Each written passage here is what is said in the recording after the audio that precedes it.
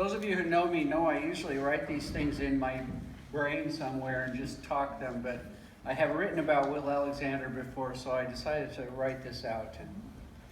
Will Alexander's more than 30 books speak for themselves, his awards as well.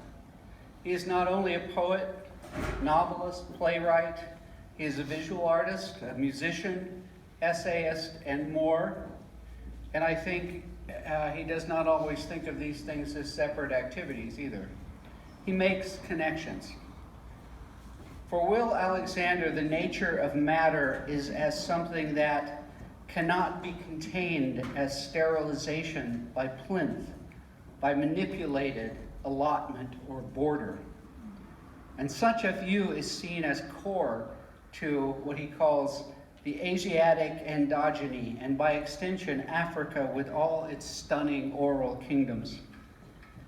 Not only a matter of peoples, though, but his inclusion takes in the ice fields, wildebeest optics, or the spontaneous hexagrammatics of servals.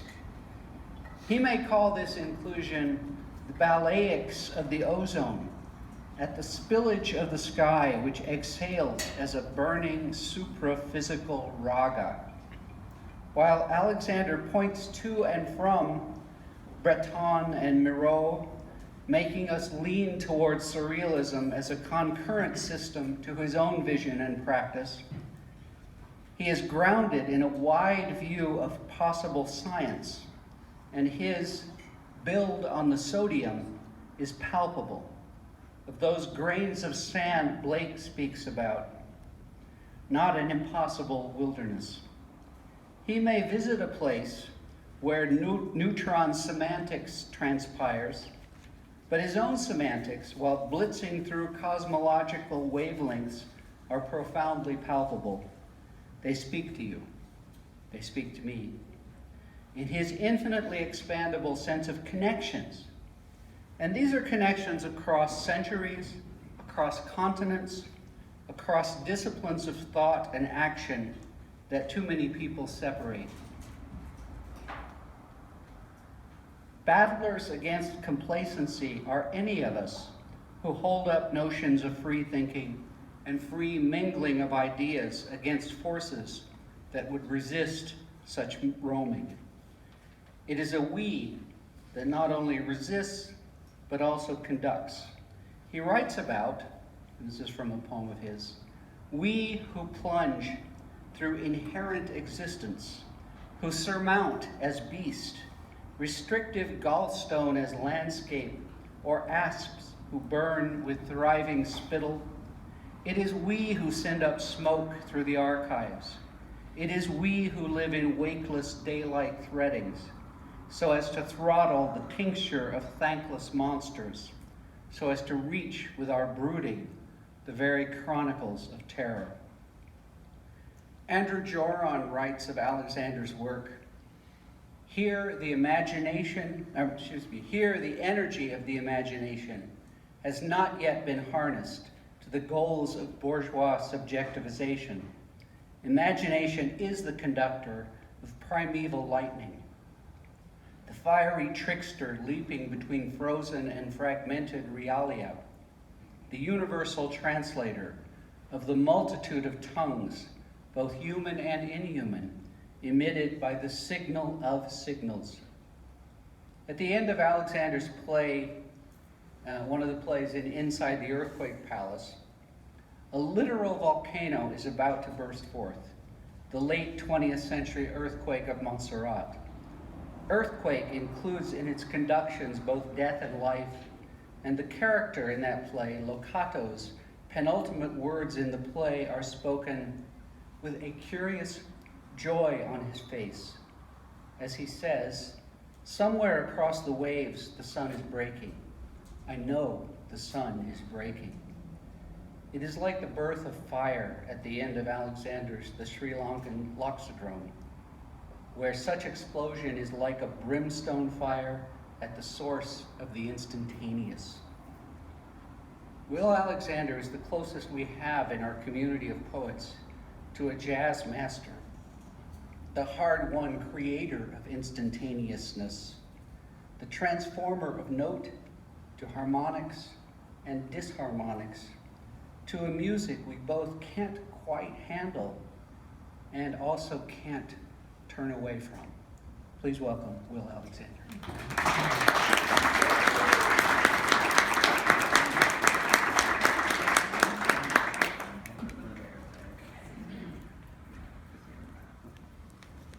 Thank you guys for coming up here this evening, and I thank Charles for that introduction, and also thanking Denise for the anointment of interior plasticity, her anointment of interior plasticity.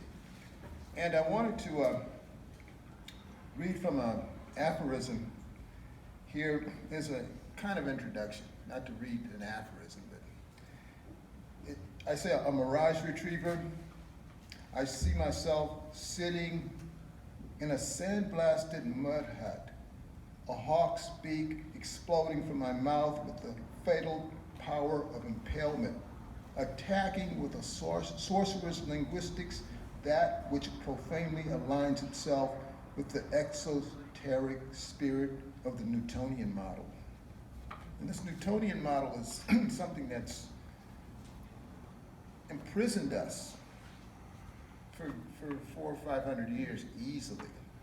And we see it in the landscape. I was just coming down Buckeye Road today. This is once Indian territory. Now it's inert warehouses. Not to be didactic, but the fact is that we don't have a living continuum that we're dealing with now. This is why the human race is suffering overtly and more silently, more invisibly. So what poetry does for me is invigorate the natural neurology of living. Everything has got a neurological field, not insects. We're losing a lot of insects. I don't want to be ideological, but the fact that we're losing a lot of insects that we don't know anything about. Not just insects, but human beings, languages, you name it. So it's a big slide. So what we're going to do is, I'm not going to read too long, but I'm going to start off with this New Directions book called The Nexus of Phantoms, which I normally read. In a lorikeet cave, motions exist of disintegrated swans. In a translocated lake brimming with harvested poisons, sealed by corruptive postmortems. Such swans, staggered by microbial reasoning, their aggressive nest, anatomical with anomaly, with drifts of strenuous incarnadine leanings, with a thirst which hurdles conspiratorial invasives, alive with coronal oceanics, open like a clouded trail of rendings. Analogous with the auks, the pelicans, the mergansers, perhaps with the petrels and the gannets, under the power of darted mocking orations.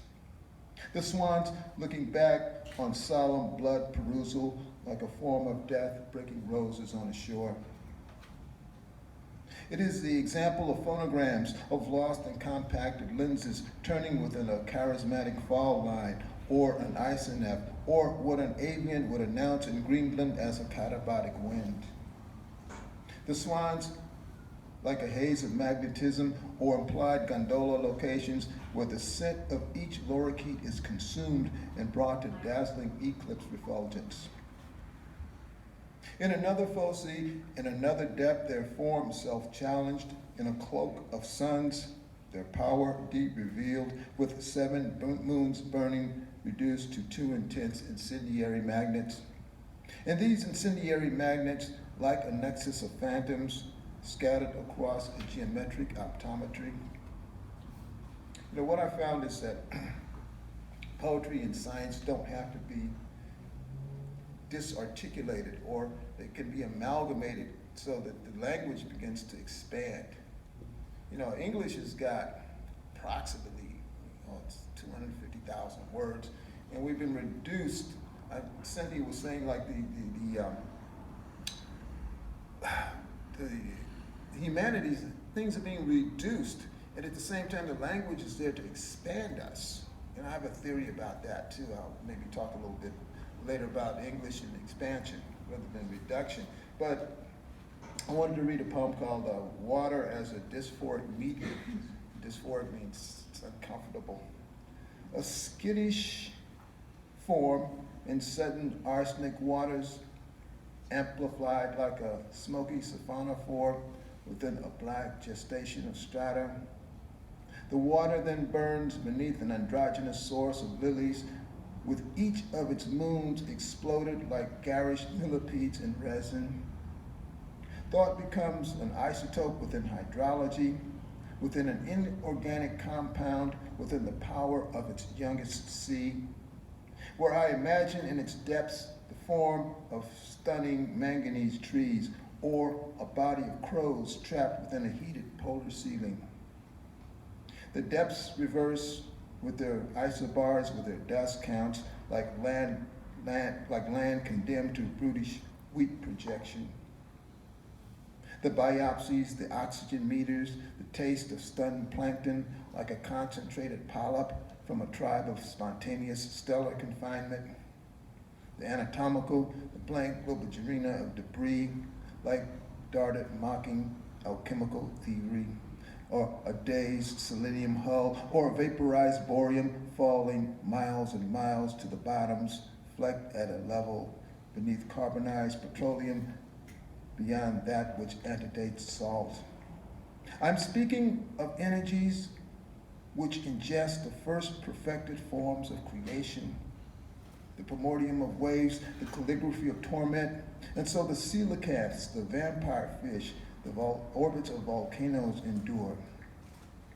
In the timing of the amplitudes, the surges, the gust, like thermal craters which explode and collapse and reabsorb themselves as a fulminant microalgae, as a violent insomnial structure devoid of blood, of insects, of birth.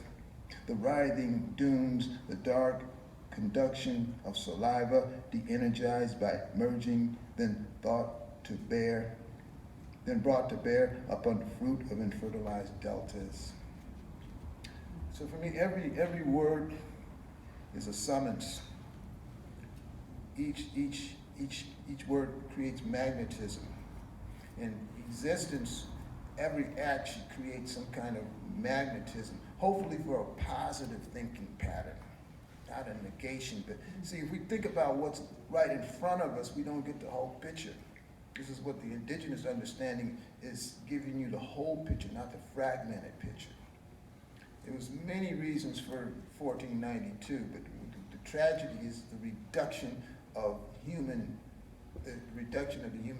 neural system under the rubric of a singular fragment. So for me, I've never been able to do much singular thinking in terms of what's required, thinking in terms of the logical or the linear aspect of what reality is about. It's a lot more than a house. But the fact is that there's a gentleman from years ago, and his work should be re-energized and brought to bear. These are just exercises. It's not a book. I use this in teaching. It's called lateral thinking. He talks about the different forms of the way the mind can be used. Not just linear thinking is one way. It is a way of using it, but we've been using that as an exclusive fundament. But if you go to other cultures, we're talking about Japan or other parts of the world, Africa, you find other ways that the mind has been employed. And if we can start to employ those alternatives, it'll give us what I consider to be a neurological opening that's collective. I mean, not as a manifesto, but as a power to conduct energy. We're not conducting enough energy because we're tied up. That's what illness is about. It's the fact that the ducts are tied up all the time. So I'm trying to liberate verbal ducts. And so this is a poem that's some time ago. I call it a cursory note on pre-existence, and this is something that it's a longer piece, but hopefully we will be able to work with it. And after ultimate tests and burnings, the spore of space, runic, anti-empirical, of diurnal fatigue. It remains fleeting, marked by a geometric hydrogen, by a stunningly expressed coma, scorched by omegas in voltage, by plain societies of vermin, by mental monorons of evil. One thinks of plagues aligned with tragic portions of ennui, with poison theories of fractals condensed in photonic dissolution, within plagiarized tension as courage, summed by the human ambit as motionless blazed, stilled in dissension. Yes, as a gambled quaking in crystal across a tumultuous graft of boiling emanation, the syntax, voltage, the sudden symbols of pre-existence with its dazzling suns, with its monomial griffins like an elusive vertigo of grams, so that each species of bacteria, an osmotic trembling, as summa, as body, as emergence from explosive helium soil, so that each greenish scroll of blood, each bite becomes no more than the analytical transparency of life attempted in a concentrated grain, which wields its force against the power of preternatural wondering, so that, like the Newtonian notion of wood, becomes of utmost isolation, of a petrified gendarme as mirage, imbued with resistance of that which haunts its ilk with a heightened utopian famine, with testitudinous neural shiftings within the optic depth of a trenchant waking motive. Thus, there is war between such sobriety and the malefic, and the magical force of its dialectical grace. The malefic condemned to a listless northern skeletal retreat, yet grace partaking of blank imaginal worlds of enigmatic calcination and risk, where its pyramids alive with signals eclipsing post-mortem brine. A fabulous phantom kinetic above a barbarous lake of entrails in dialogue with a black looming bird casting spells within the flame of a puzzling immunity. A pretemporal existence, incalcitrant, incalescent as to the palpable, so as to the gust of deserts, as to the stoma of seas.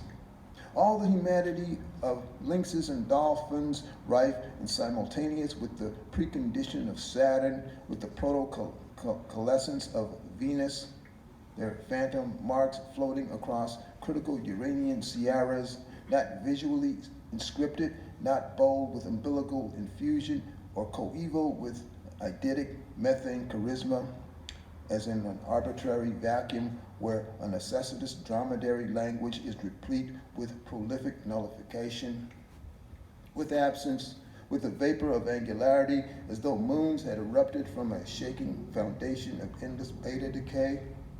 Of course, the mind can concur upon a liminal inhalant of menace, upon subtractive mineral behemoths, who can then claim no post-existence from a death in ordained lands. In precreation, the vivid locale of a neutron suspended, anti-determined, so that that which subsists is of no apparent gravity, of lack of boundary, subsumed in its culpable masses, and masses partaking of the glossary of Newtonian ice and steam. But the field as aboriginal aurora, as the bloodless comedic body, as rotating innuendo, as weightless sojourn, as achromatic compound, being massed at rest, rising above the central vision of phenomena. Each axial shift of prone calendrical hazard, of writing, of a fire which confounds its deceptive germination, in listless grace, in blank mechanics and arcana, spun in dark lithography of granite, the force of dispersed weight, of overturned resistance, of flameless tourmaline invention, interconnected by a wave of inscrutable hexagrams, rayless, yet combined within an an odd salamandering electrics, then scattered as syllogistic meridians, the future, an inconsolable ebullience, the past, that which negates the sociology of opprobrium, the present being a mental subatomic, a human vehicular fuel, then the void and its basic body of broken lines, no longer of mental translucence, no longer of alien reasoning hives, condensed as it is outside the desolate isomorphic of a mirrored concentration. To me, the science and the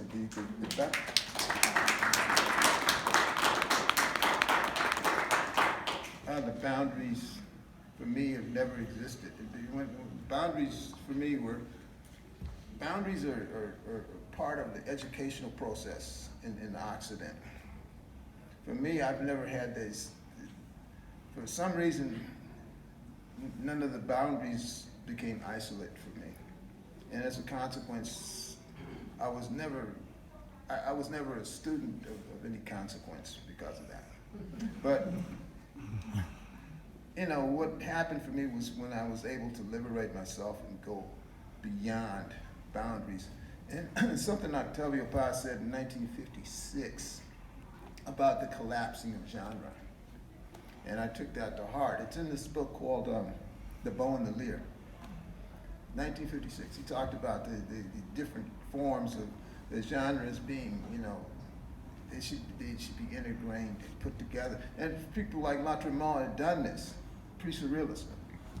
But you know, I was looking at this whole concept of surrealism, and like all of existence, it's improvised, it's not static. When we go back to the earliest Egyptians, pre-Egyptian,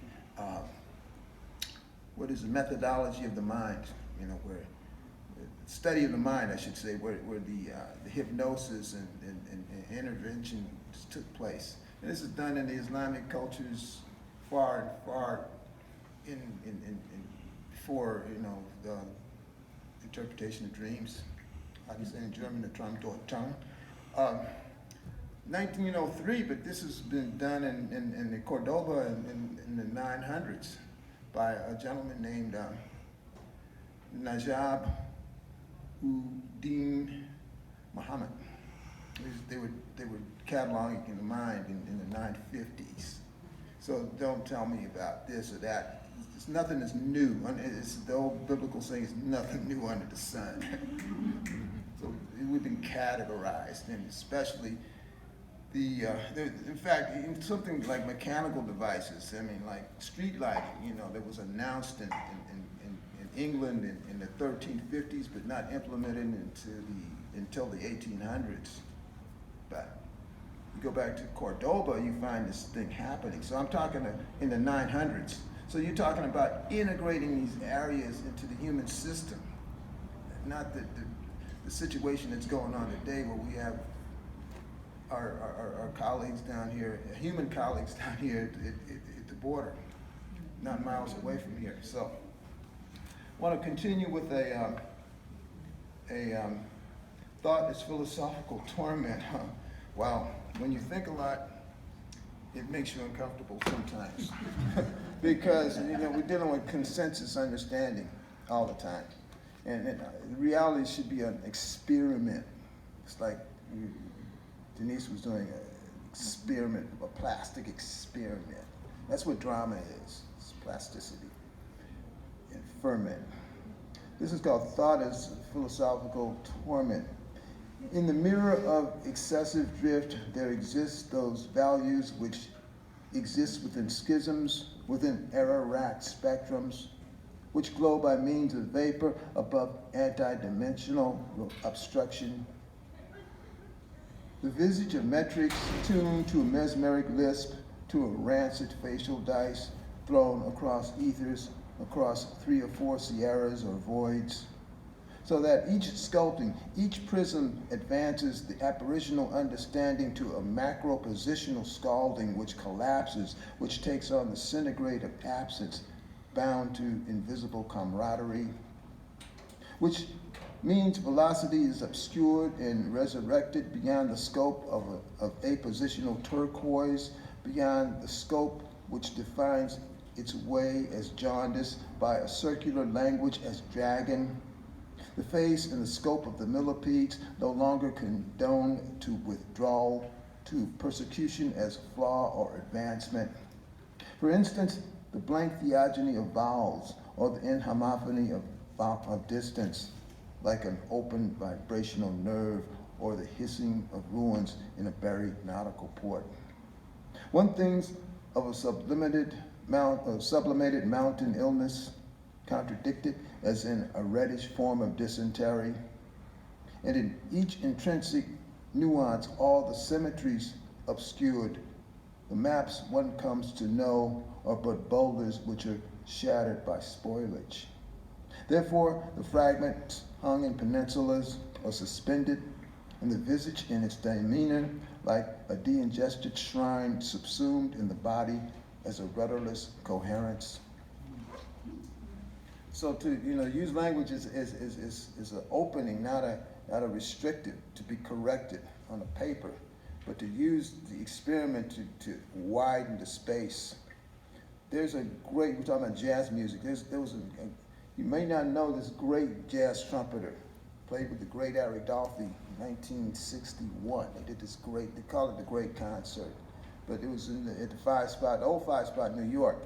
And Booker was dying from a crazy disease called uremia, where it was somehow the kidneys leak and spill urine into the blood. It's weird.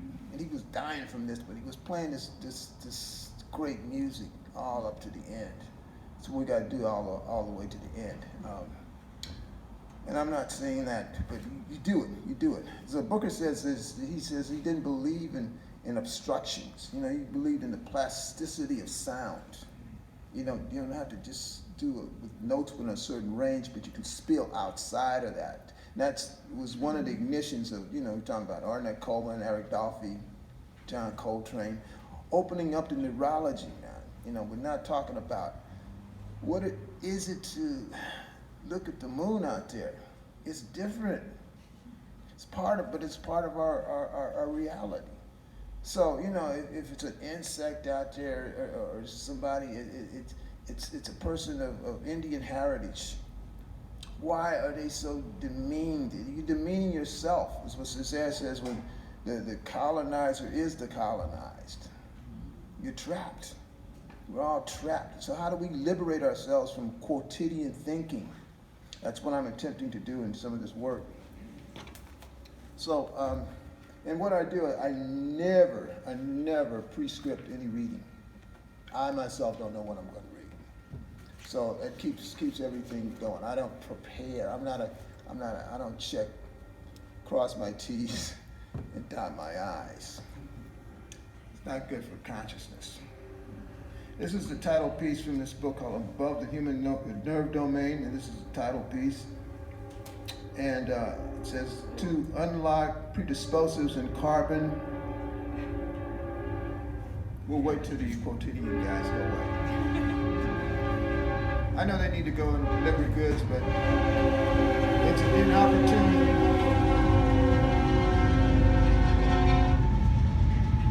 Okay. Everybody wants to break up, but we'll come back now. It's time to go. Okay. It's called Above the Human Nerve Domain. To unlock predispositives in carbon, to cancel sleep as poetical drachma, not as transaxial summa or intense aboriginal invasive, but as promenade, as forgery by craft, as soaked aboriginal anagram.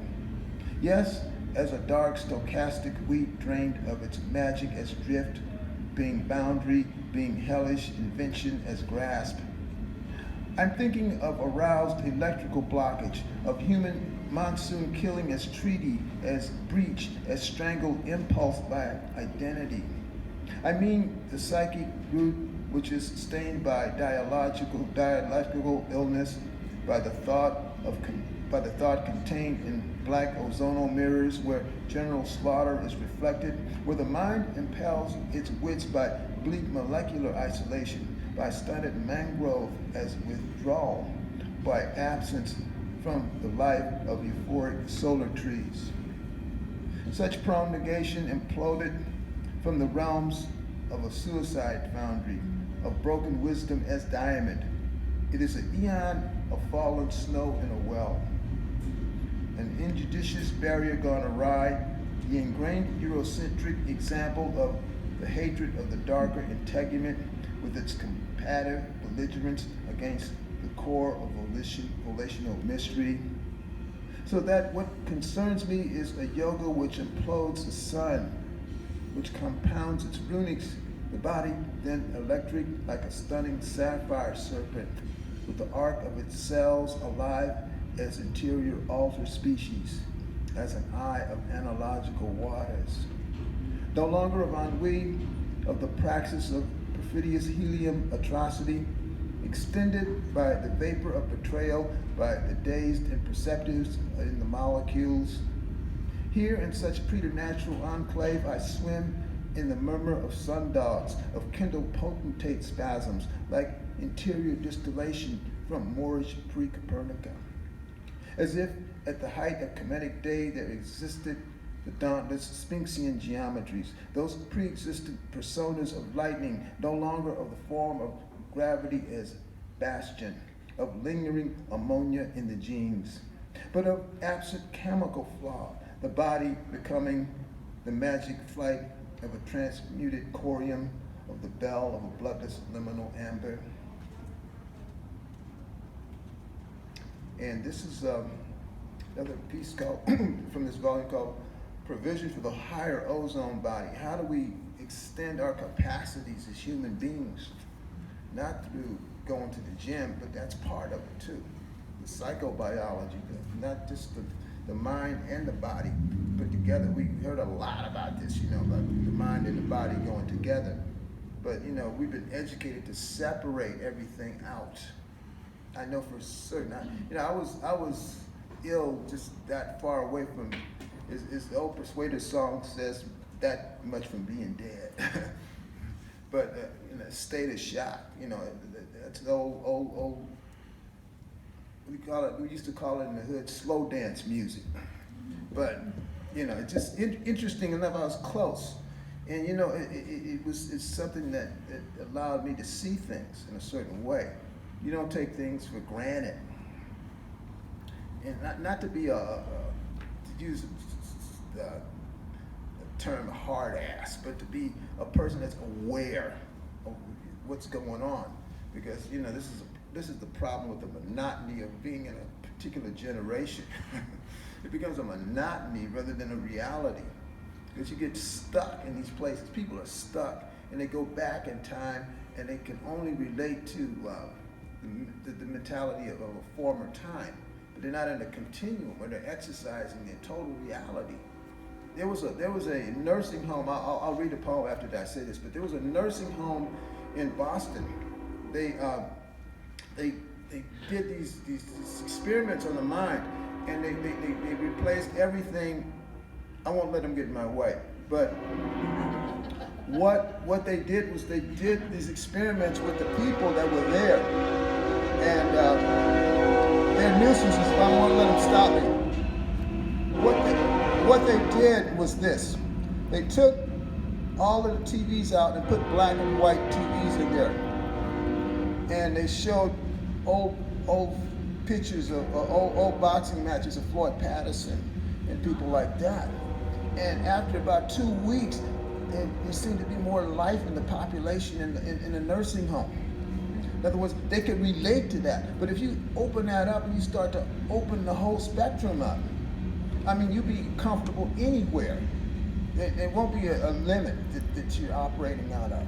So this is the idea for me, is to get into this higher space. That gentleman named, he's from Mario Martinez from Uruguay, talks about this. Putting your mind in a space where you don't get into consensus conjoinment with your own negation. That's a fancy way of saying don't get stuck in the past. So anyway, this poem is called Provision for the Higher Ozone Body. A beaker of yeast on a phantom blood horizon, sustaining my stoma, my triangular body as hearth, while imbibing hyperphrenia, in the void of a dusty electrical house, alive in a vanished ozone square like a magic hydrogen beast in a jewel, honing my priority to elevated ferret, to quantifiable opacity in that I'm able to hunt for trout in plentiful sucrose heat, in fiery ratios of bark, in gulfs of angry neutron data. Because I claim the fructose of flesh with splinters, I agree upon darkened chemical plans to take away sequentials, to reinforce the blood which ignites the omniscient smoke of ritual Cherokee spiders. Much like the power to secretly ingest hemp, to curiously spill waters, feasting within the sands of alchemical Polynesias, within blazing stochastics, eating sheets of hawk, or anomalous dandelion lashings, or ice from cold cilantro chowders. Or say, I drink blood from a haphazard sparrow, or swallow peppers from a swirling Mongolian leper's nest. I'm linked to primordial kerosene as example, to floods, to symbols of Assyrian hunting assemblage, displaced and obsessed with contaminated grammar, which forfeits prophetic or the force of Uranian cobalt fragments. I mellifluously rise into higher thermal assertion by placing intuitive stones around a sink of explosive shadows.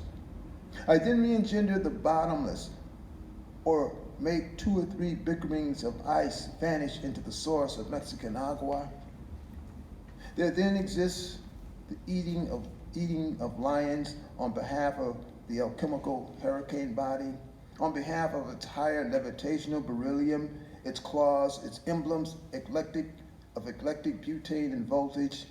And it is this voltage by which one staggers like an amethyst fish, like a monstrous chaparral of lemons on fire with that which annuls the lower gold to a higher state of buffeted emergence.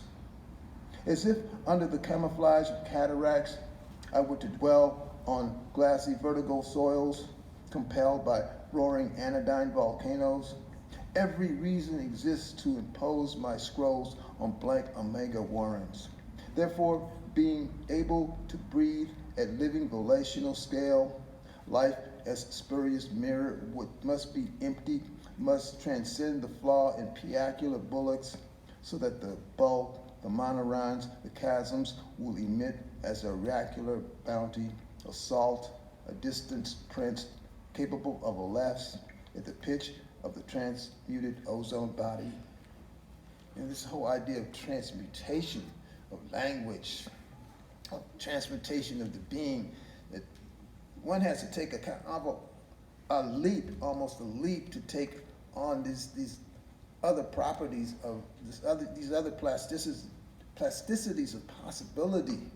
And the best way to me to do it is language. It was one of the great yogins I've just discovered, was one that did this plasticity of yoga through language.